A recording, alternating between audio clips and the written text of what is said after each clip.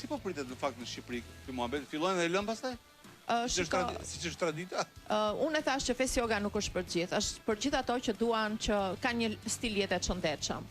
Unë kam shumë mikesha, shumë studente të cilët vazhdojnë dhe e mbajnë Face Yogan, sepse e kam bërë sepse sekreti ky është që ti ta bësh jogën e fytyrës siç lan dhëmbët në mëngjes.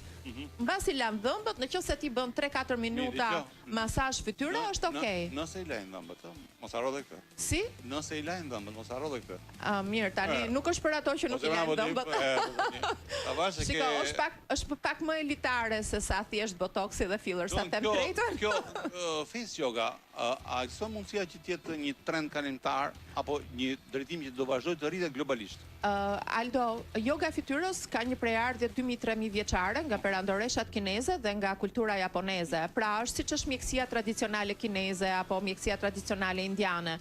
Pra vjen nga kultura dhe nga mençuria e popujve që i ka rezistuar kohës mbi 2000-3000 vjet. Ne kemi treguar më tani, po. Në perëndim mund të ketë mbi 100 vjet që është futur, po këto vitet e fundit, sidomos 5 vitet e fundit është bërë shumë e njohur. Sepse ne jemi të mërzitur ose po. Ke shumë drejt. Si reagojnë shqiptarët kur ti si më flet tani, për shkak ja u tregon këtë lloj gjëje? Fillimisht janë çik kështu, ndalojnë pak dhe thon prit sa është e vërtet. Pastaj thon, po jo, ti nuk e faj fare. Pastaj kur ti ja u shpjegon dhe kur ti sidomos njerëzit që më kanë njohur dhe thonë që ua Laura, po, domethënë ose s'dukesh për moshën ose dukesh më mirë se çat kemi parë. Mua më pengon kjo. Ta them tamam se shqyrimi të njohur tjetër. Shne kjo me financat e para fare. Ta them tamam. Shkojmë mendje që ti mund të kesh bërë kështu. Jo, unë në fakt unë jam marrë me projektet e Bashkimit Evropian për bitet është shumë e vërtet, po kur kemi qenë aty ideja që për të mbajtur organizatën, për të mbajtur stafin e organizatës, da duhet që të bënim një tarif fitimprurse. Unë besoj se unë njeh pasionin tonë. Dhe kjo është ajo gjëja, pastaj them drejtën Aldo. Prandaj tani sa është dashuri me shikin të parë. Aldo, them drejtën, e du fort Face Yogan, e besoj sepse më ka ndryshuar personalisht fytyrën, po më ka ndryshuar dhe jetën. Sa kohë duhet femrave të krijojnë besim te metoda dhe të binden nga rezultati? Domethënë ti ke kaluar do njerëzish apo jo? Të them që brenda muajit parë, kur marrin komplimentat e para dhe ti thot dikush wow, po çka ke bërë ndonjë gjë në fytyrë, sa mirë lëkura jote? Po se zakonisht njerëzit që kanë pak distancë kohore pa të parë e dallojnë për një herë. Cilat janë dyshimet ose keqkuptimet më të shpeshta që has para se të fillojnë njerëzit? Ka dy gjëra. S'kam lek dhe s'kam kohë. Pse më lekësh kjo?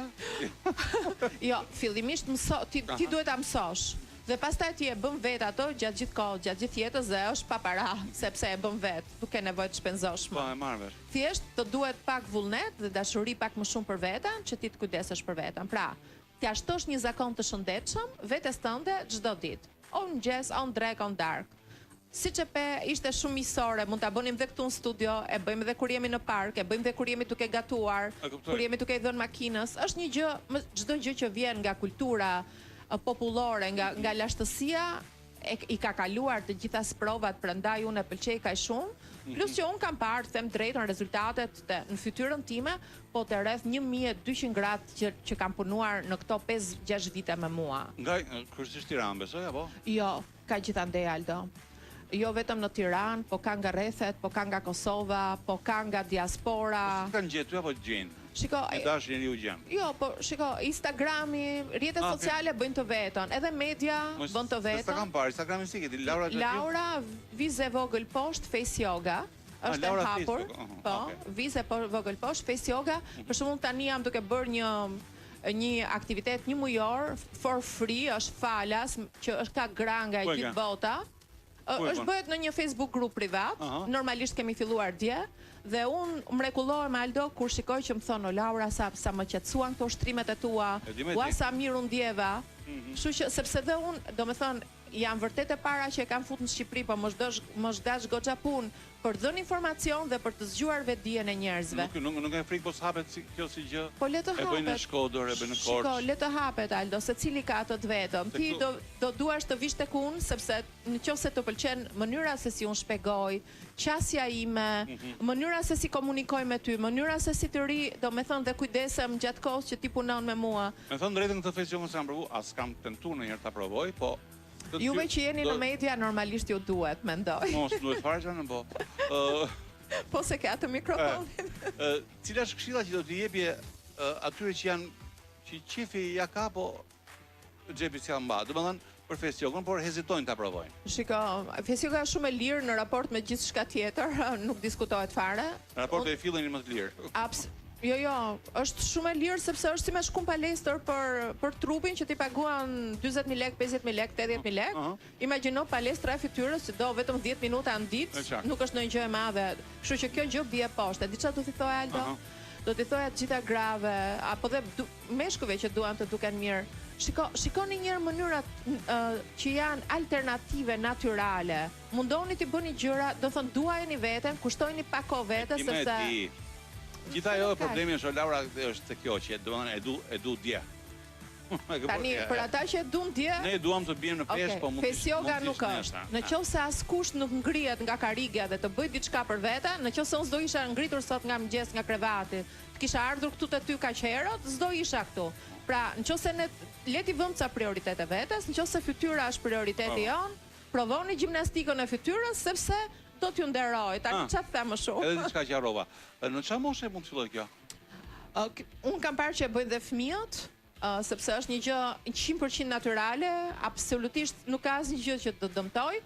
Unë klienten time më të re, kam pas 21 vjeç dhe klienten time më të madhe në moshë, se nuk dua të them më të vjetër, e kam 83 vjeç. Janë nga ato gratë që e duan veten, janë nga ato gratë që e nisin ditën me optimizëm, duke u kujdes për veten. Kjo krijon, do të s'po di pyetjen e saktë. Jo krijon varësi, po ideja është kjo goca për shkakun se më që më goca 21 vjeç. Nëse e bën tani dhe për një arsye, për shumë arsye, e lëm më vonë. Fillojnë varen kësaj këto?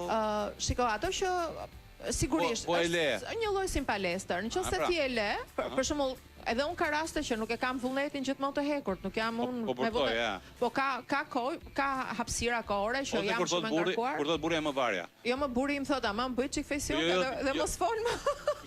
Jo, ti më, në parim. Pra po e le. Po e le, sigurisht. Muskujt po i le të lanë. Do me thënë, nëse ne punojmë me muskujt, muskujt në nderojnë. Nëse ne nuk punojmë me muskujt, patjetër muskujt do varen, do bien dhe mirë në trup se s'duken, por në fytyrë duket ajo mosha. Ne themi po plakemi dhe na dalin rrudha. Dhe unë i them ndonjëherë, jo moj zonë, nuk është se po plakesh, thjesht nuk po kujdesesh për fytyrën, sepse askujt ka ne nuk i kushton të bëjmë 3 ushtrime të fytyrës çdo ditë para pasqyrës, që nuk kërkojnë as kohë, as para dhe as një gjë. E qartë, kjo është ja kënga të dinja të vogël. Ti më qen ke 40 vjeç. Apo jo. Po, e bukur është kjo, më pëlqen. Gjatë Laura, vërtet, domethënë pavarësisht notave të humorit, po sidoqoftë është një, le të themi, një gjë e re që po hyn ose paska hyrë në Shqipëri, po që ne se kemi pas mendjen. I tërheqim vëmendjen e gjithë njerëzve, të paktën mos jenë surratësëz, i thonë ande nga shati burit tënë.